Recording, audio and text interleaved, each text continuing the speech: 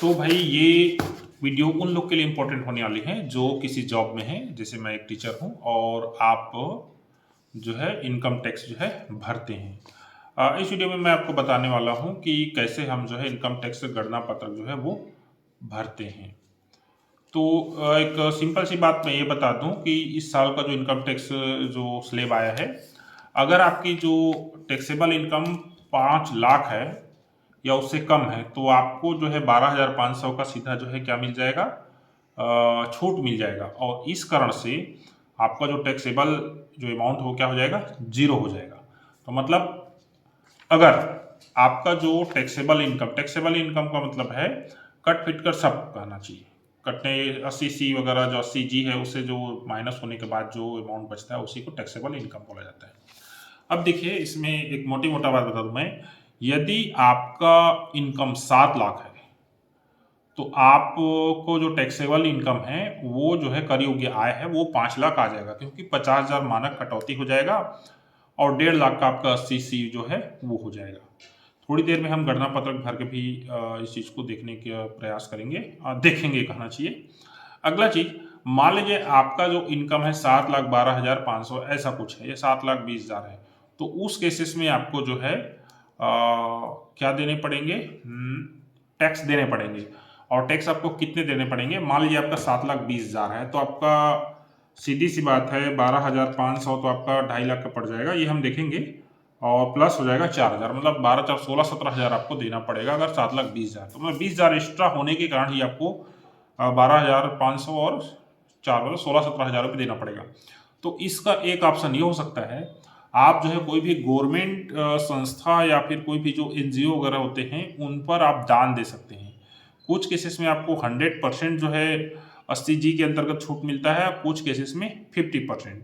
तो इस तरह से भी आप जो है अपना जो स्लैब है उसको, कर योग्य आय है उसको नीचे ला सकते हैं। ये ऑप्शन होता है, आप ये ट्राई कर सकते हैं। ठीक है, तो चलिए अब गणना पत्रक भर के देखते हैं, मेरे पास एक टीचर का है। तो दोस्तों ये जो है ये सर जी का जो टोटल जो पेमेंट है वो है, यहाँ पर देख सकते हैं। ये CPS कटौती है, ये सकल वेतन बोलते हैं इसको। टोटल जो वेतन मिला वो ये CPS कटौती है, और ये है बीमा परिवार कल्याण जो 300 रुपये कटता है वो। तो ये है आपका नेट वेतन। नेट वेतन का मतलब जितना वेतन मिला, और ये क्या है आपका सकल वेतन है, टोटल पेमेंट आपको जो मिला। तो चलिए इसके हिसाब से इसको भरते हैं। तो ये देख लीजिए आप यहाँ पर जो भी अपना जो डिटेल है वहाँ आप अपना डिटेल भरिए और उसके बाद आ जाइए किसमें, इसमें। तो सबसे पहले आपको देखिए सकल वेतन, सकल भत्तों को छोड़कर तो आपको सकल वेतन ये वाला जो अमाउंट है जो भी आपका रहेगा वो आपको भरेंगे, जैसे कि 699 और 631 ये हो गया। इसके बाद देखिए गृह भाड़ा, तो ये सब आप तब एप्लीकेबल होगा जब आपको HRI नहीं मिलता होगा, अर्थात गृह भाड़ा आपको नहीं मिलता होगा, लेकिन हमारे केस में इनको मिलता है। अगला है बाकी सब आपको छोड़ देना है अगर आप सैलरीड एम्प्लॉय हैं। तो योग आपका जो है टोटल जो है यहाँ पर क्या हो जाएगा, जीरो हो जाएगा। ठीक है, क्योंकि यहाँ पर आपको कुछ नहीं भरना है। ठीक है, वेतन से कुल आय, तो वेतन से कुल आय तो आपका सेम यही हो जाएगा 699,631। ठीक है, गृह संपत्ति से आए तो ये सबको आपको छोड़ देना है, अन्य स्रोतों से आए ये सब छोड़ देना है, ये भी। कुल सकल आय, तो कुल सकल आय हो जाएगा। अच्छा यहाँ पर एक चीज़ मैं मिस कर बैठा थोड़ा सा, यहाँ ये वाला चीज़ मानक कटौती, तो ये मानक कटौती जो है ना 50,000 रुपया है, तो इसको आपके यहाँ भरना है, यही मैं मिस कर रहा था। तो ये भी 50,000 हो जाएगा। अब इसमें 50,000 माइनस हो जाएगा, तो चलिए इसको माइनस कर लेते हैं हम। 699,631 माइनस 50,000 50,000, तो 6,49,631 रुपया, 6,49,631 रुपये ये हो गया। और इसलिए कुल सकल आय हो गया, यहाँ पर यही चीज़ का भी हो जाएगा 6,49,631 रुपये, ये ले लीजिए। अब इसके 80C, ठीक है, ये क और ख याद रखिए। 80C के तहत यहाँ पर देखिए ना, ये 80 की सी के तहत 1.5 लाख तक की लिमिट है। लेकिन ये सब जो है एक्स्ट्रा, इसमें जो है आप ये देखिए, ये दान, ये चीज़ शिक्षा ऋण अगर लिए होंगे तो वैसे ये सब चीज़ तो नहीं करते। बाकी अगर आप मेडिकल है तो ये सब का देना पड़ता है प्रूफ, तो इस सब के बारे में आपको उतना नहीं बता पाऊँगा। बाकी ये मेरे को 80G पता है, इसके बारे में बताऊँगा। तो आगे बढ़ते हैं। तो इनका देखिए सामान्य भविष्य निधि में यहाँ पर जो इनका गया है, ये दोनों अमाउंट हो जाएंगे। देखिए 63,901 रुपया एक कोट हो जाएगा। आप इसको दोनों को समूह बीमा में 3600 रुपये हो जाएगा। और 63,900 GPS CPS इसको डाल दीजिए, 63,901 आप टोटल करके भी डाल सकते हैं। तो टोटल अमाउंट कितना हुआ, यहाँ पर इसको आप टोटल कर लीजिए। तो और इनका कुछ भी नहीं है, मैंने इनको सलाह दिया है कुछ पॉलिसी लेने का, क्यों दिया है ये आगे मैं बताऊंगा आपको। तो 6,49,631 रुपया और माइनस 63,901 इक्वल कितना हो गया, माइनस 3600, ये ले लीजिए। तो ये हो गया 5,82,130 रुपया। तो ये वाला सॉरी हमको यहाँ पर करना पड़ेगा, इन दोनों को पहले टोटल कर लेते हैं। टोटल करेंगे तो कितना आ जाएगा, 63,901 प्लस 3600, तो कितना हो गया 67,501। ये देखिए यहाँ योग है ना, यहाँ पर डालना पड़ेगा आपको 67,501 रुपया, ठीक है। इसके बाद आपने कहीं दान दिया है तो उसमें 50% 100% तक रहता है, वो आप यहाँ ले सकते हैं। स्वास्थ्य बीमा का प्रीमियम है 80, इक्विटी से ये सब चीज़ें जो 1.5 लाख के अतिरिक्त मिलता है, 1.5 लाख के बाहर होता है ना, याद रखिए। मतलब इसमें आपने 50,000 दान दिए है और 50,000 आपका टोटल कहना चाहिए क्या है, 100% है जो इस 80G के अंतर्गत। तो आपको सीधा 1.5 और 50 कितना हो जाएगा, 2 लाख। बहुत सारे लोग जो है इसी से टैक्स चोरी करते हैं, NGO वगैरह ऐसे ही खड़ा होता है कि उसमें आपने 5 लाख रुपया दान दे दिया और 2.5 लाख को खुद ले लिया, इस टाइप से होता है। तो ये खैर अलग बातें हैं। तो आपका जो टोटल हो जाएगा यहाँ पर हो जाएगा, यहाँ आपका सब जीरो हो जाएगा। तो कितना हो जाएगा 67,501, ये ले लीजिए। अब इधर आ जाते हैं। तो इधर देखिए क्या है, क प्लस ख के अधीन कुल छूट, तो 67,501 है, क्योंकि दूसरे ख के अंतर्गत हमने कोई भी अमाउंट नहीं डाला है। कर योग्य कुल आय, तो देखिए कर योग्य कुल आय आपको क्या करना पड़ेगा, 67,501 को माइनस करना पड़ेगा 6,49,631 में, माइनस 6,49,631, तो 5,82,130 रुपया, ये हुआ 5,82,130 रुपया। अब देखिए यहीं पर है मेन चीज, ये अमाउंट 5 लाख से क्या है, ज़्यादा है, तो आप फिर टैक्स के स्लैब में आ गए। क्यों, देखिए अगर 5 लाख तक, जैसे कि ये देखिए यहाँ पर है 5 लाख तक कितना है, 5% है। और अब जो है 2.5 से 5 लाख मतलब कि 2.5 लाख हुआ। 2.5 लाख का अगर आप 5% निकालेंगे 250, 2.5 लाख का 0.05% निकालेंगे तो 12,500। और देखिए यहीं पर ये देखिए 12,500 का छूट मिला हुआ, तो जीरो हो जाएगा। चलिए इसको डाल के देखते हैं।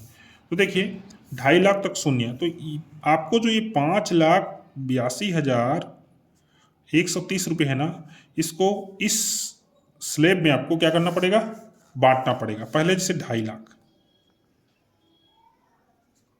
पहला स्लैब हुआ, दूसरा ये 2.5 लाख तक शून्य, तो इसका टैक्स कितना पड़ेगा आपको, जीरो। ये हमने क्या कर लिया, जीरो। दूसरा स्लैब हुआ 2.5 से 5 लाख, तो इसमें भी 2.5 लाख होगा, 2,50,000। तो यहाँ तक 5% है, कितना 12,500 हो जाएगा। अब मेन जो इस साल जो आया है यहाँ पर बड़ा गड़बड़ है, कहना चाहिए 20% है।